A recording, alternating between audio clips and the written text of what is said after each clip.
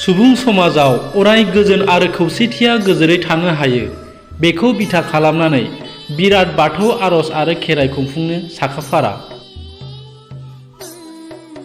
बे हाबाफारिखौ सोलिफु बोसोरनि फैगौ मार्च दाननि 3, 4 आरो 5 खालाराव क'क्राझार सहरनि साखाथियाव थानाय ग्रीनफील्ड गेवलां फोथाराव खुंफुंनो साखाफारा जाबाय।